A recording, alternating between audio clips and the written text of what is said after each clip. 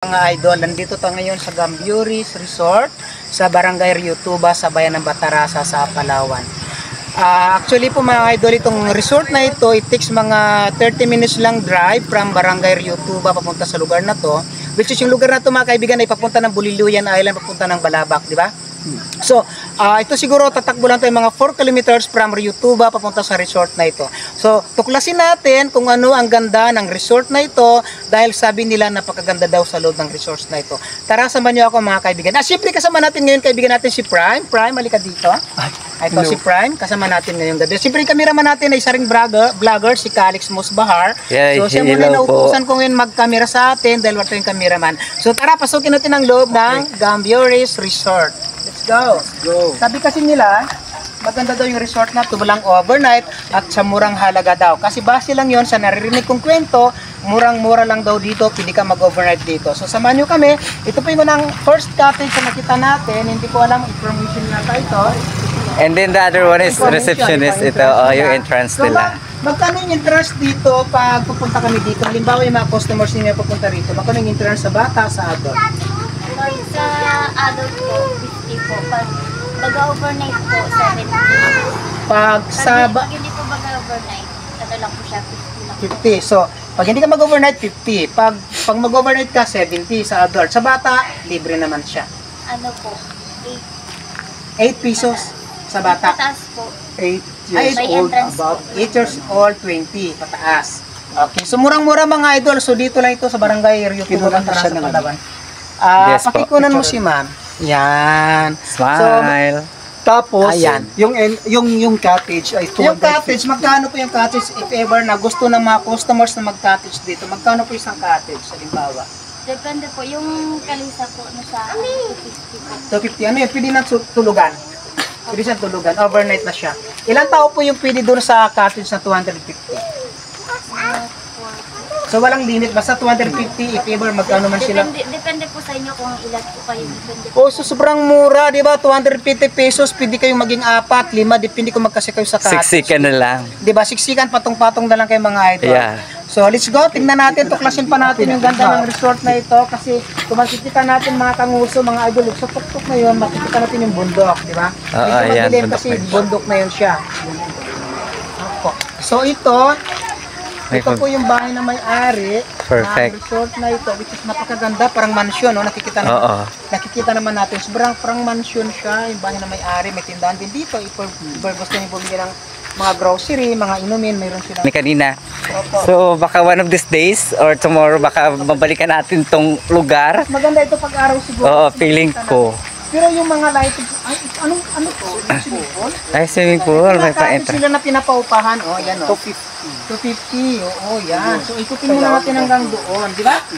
So, may mga lamisa, may mga cottage, so may mga lamisa na siya. Sobrang ganda pala ng lugar na to, As in, May slide sila. mga CR sila dito. Kung environment friendly ka mga kanguso, mga kaibigan, sobrang ganda ng lugar na to kasi kung makikita naman natin sa paligid kahit gabi, kasi maraming puno, di ba? So let's go. Yung ating cameraman, kasal ka dito pa rin sa Palawan. So ito na po yung swimming pool nila. Yes, Tingnan natin, there. ang laki promise, parang Olympic size, di ba? Ang laki, promise. Dito muna tayo. Ayan! Tingnan nyo naman mga Perfect, kanguso. Wow, perfect. Ang lalim. Ang lalim. Super blue.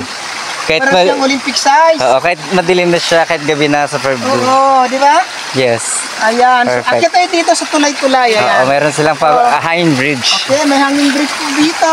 Ito, akyat tayo dito. Tatabi tayo Go. sa kabila. Oh, ang ganda. Proud. Enjoy. Sulit ang aming rito ba at trip. Diba ang mura-mura? 150 pesos lang overnight, diba? Oh, yes. So, nandito tayo sa taas ng tulay at sa ilalim yung pool. Swimming pool. Ayan, napakalino ng tubig, Kung maririnig niyo yung tagaktak ng tubig, galing doon sa kanilang, hindi ko alam, screamer ba yun? Tawag doon, di ba, Frank? Ang ganda, no? Yes. Sana kung araw ko, mas maganda talaga. Mas maganda to pagkakuha pag araw. Kaya lang nga. Wala kaming dalang ring light Wala kaya kaming time mag-vlog kami ng araw kasi hapon na kami dumating dito, kaya ginabi kami. Pero kahit ginabi kami, mag-appreciate mo naman yung ganda ng kalikasan dito. Tingnan mo, di ba? yeah, Sobrang sobra. ganda. Perfect. Pupunta natin. Tapos meron din silang overlooking cottages. Ayun, Ayun, may mga overlooking cottages sa taas. Ayun sa taas. Ayun po, oh.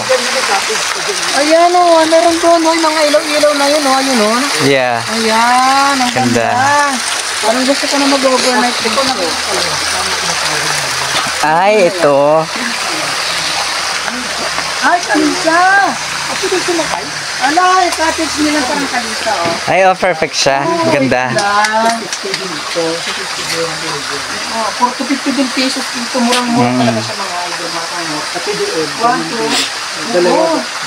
Ayan, may mga pambatang swimming pool din, oh. Ito, oh. Yeah. Ito, oh, may pambatang swimming pool din. Sakto yan sa atin. Isakto sa amin to kasi mga bata pa po kami. Yes. Ayan, oh, yan. Hindi po kami pwede doon sa And then may dinaan natin. mushroom doon, oh. Nakikita mo yung Opo. mushroom. Fountain, Diba? mushroom, shower, Oh, mushroom, whatever. shower. Ang ganda talaga, promise. Oo, anyway. Ano pa yung sinasabi mo kanina po? Yung Kasabihoy, nakapunta ka na ba doon? Hindi, sinasabi mo dito kanina. Ay, yung kape. Okay, sige. Yung Kalesa. Kalesa. Mm-mm. Kalesa, ang ganda mga kahuso. Oh, promise. Diba? Perfect siya. Ma-appreciate mo talaga ito kung marami siyang ilaw.